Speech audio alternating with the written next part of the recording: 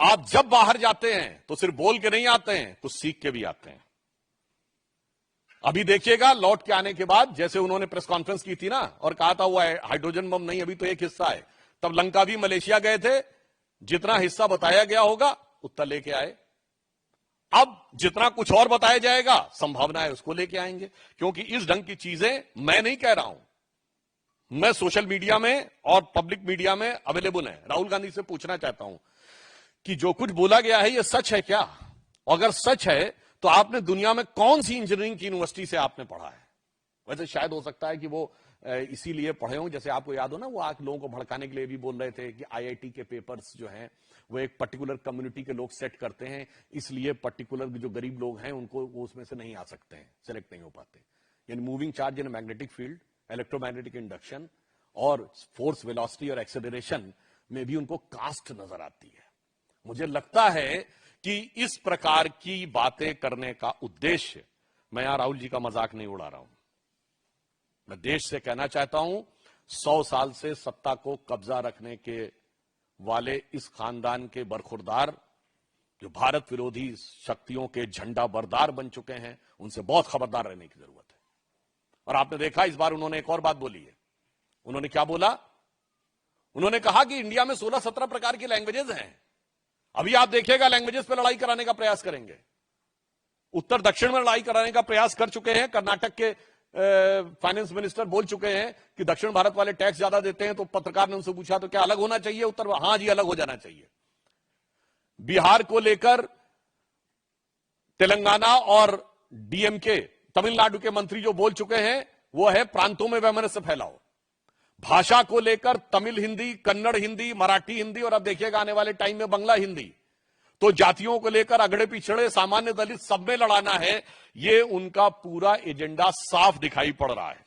तो इसलिए हम ये कहना चाहते हैं एक पंक्ति में कि जो कुछ पूरी फेहरिस्त नजर आ रही है राहुल गांधी की, एक गंभीर सवाल है देश की राजनीति के लिए और राजनीतिक चिंतकों के लिए।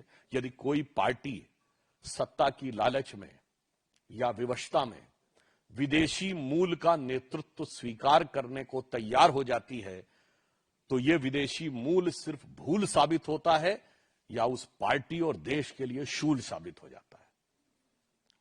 आज लग रहा है कि वो उनके जैसा नेता प्रतिपक्ष होना भारत के लोकतंत्र के हृदय में एक शूल यानी कांटे की तरह है। और एक और बात, अभी आपने देखा होगा कल विजयदशमी का पर्व था, कांग्रेस के कई नेताओं ने आदतन, फितरतन, शरारतन और दूसरा कहूं out of frustration, out of inferiority complex, प्रधानमंत्री जी के बारे में जो अनाप शनाप अपशब्द बोलते रहते हैं, तो उसमें कुछ नेता रावण बोलने लगते हैं, कुछ और बोलने लगते हैं। तो मैं उनको सिर्फ इतना याद दिलाना चाहता हूं कि जो लोग राम भक्त कार्यसेवकों की हत्या करवाने वाले, उनका समर्थन करने वाले, राम मंदिर के उद्घाटन में बुलाने पर भी न जाने वाले और बाबर की कब्र पर 3 पीढ़ियों तक बगैर बुलाए जाकर सिजदा करने वाले कि 1959 नेहरू, 69 इंदिरा गांधी, 2005 मनमोहन सिंह के साथ राहुल गांधी, उनके बारे में देश की जनता का चित्त बहुत स्पष्ट है कि कौन रावणी वृत्ति का प्रतीक है और कौन राम के संस्कारों का प्रतीक है। तो जो कुछ कांग्रेस बोल रही है धरती के उस छोर से लेके इस छोर तक, इसके लिए कहा जा सकता है, मुझे एक पुराना गीत था ना, हर एक रूह घायल हर एक रूह प्यासी। तो मैं कहना चाहूंगा, अब मैं वर्ड नहीं प्रयोग करना चाहता कि वो कौन किस मना स्थिति में है। कांग्रेस के लिए एक ही लाइन में कहूंगा, ये कांग्रेस है या आलम बदहवासी। तो वो पूरे बदहवासी के आलम में कांग्रेस आ चुकी है।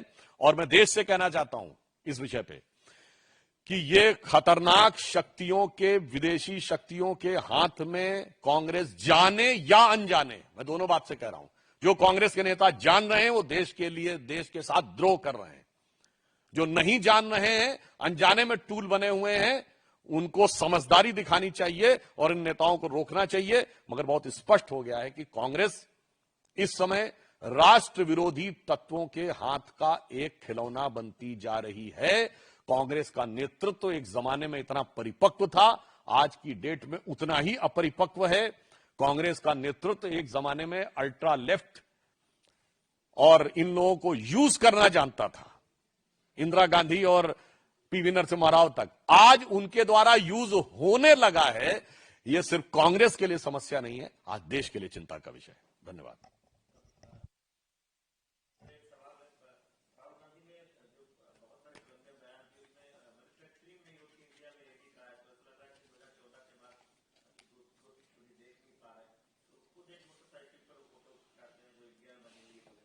देखिए, कोलंबिया में ही जहां वो गए हैं, भारत की कई मोटरसाइकिल, जिसमें बजाज है, टीवीएस है, अन्य मोटरसाइकिल्स वहां पर मैन्युफैक्चरिंग हो रही हैं। और मुझे समझ में नहीं आता है, उनके आने से पहले एक सिंपल सा उदाहरण देता हूं जो हम आप सबके हाथ में है, मोबाइल हैंडसेट।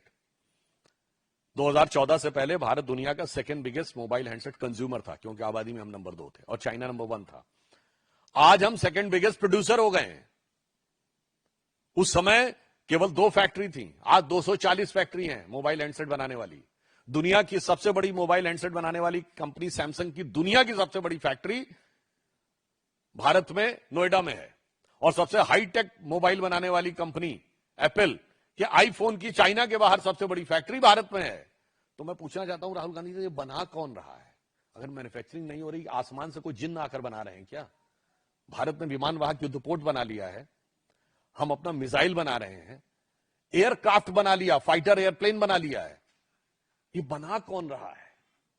8 करोड़ हमारे परिवार ऐसे हो गए हैं जिनके पास कोई ना कोई ऑटोमोबाइल है, यानी 2 व्हीलर या 4 व्हीलर। ये बना कौन रहा है? मुझे लगता है जिसकी नजरों में मोदिया बिंदु हो गया हो, उसे मैन्युफैक्चरिंग नजर नहीं आती। मोदिया बिंदु यानी मोदी विरोध की मानसिकता नजर पे इतनी चढ़ जाए कि उसे सच दिखाई देना बंद हो जाए, उसे मोदिया बिंदु कहते हैं। और इंडी गठबंधन, जिसके नाम में भले ही इंडिया है पर दिल में इंडिया नहीं है, उसकी आंखों में मोदिया बिंदु हो गया है।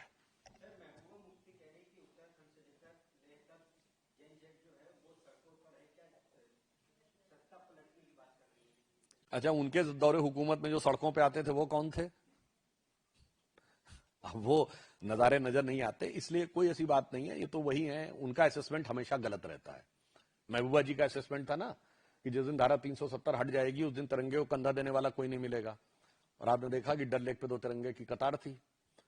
टीवी चैनल से जाके इंटरव्यू भी लिए। तो मुझे लगता है कि उनके असेसमेंट को फ्रस्ट्रेशन अधिक और एक्चुअल रियलाइजेशन कम मानना चाहिए।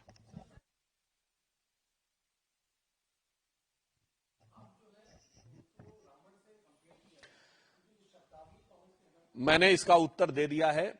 और वो जितने भी प्रकार के अपशब्दों का प्रयोग करें, प्रधानमंत्री जी को कितना भी छोटा साबित करने का प्रयास करें, उससे प्रधानमंत्री जी के व्यक्तित्व की गरिमा पर असर नहीं पड़ता। और अपने को कितना भी महान दिखाने का प्रयास करें, उनकी लघुता में गुरुता नहीं दिखेगी।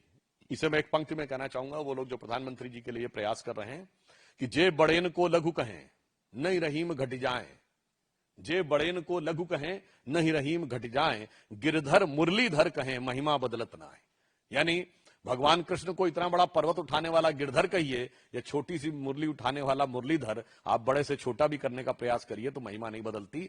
और जो राहुल गांधी और कांग्रेस पार्टी अपने को कहती है कि साहब ये विदेश में जाकर ये हम बोल रहे हैं, वो बोल रहे हैं राहुल गांधी, तो उनके लिए कहते हूं बड़े बड़ाई ना करें और बड़े न बोलें बोल, और रहीमन हीरा कब कहे लाख टका मेरा मोल। मगर ये खानदान का हीरा है या कुछ और है, ये मैं आप लोगों के विवेक पे छोड़ता हूं।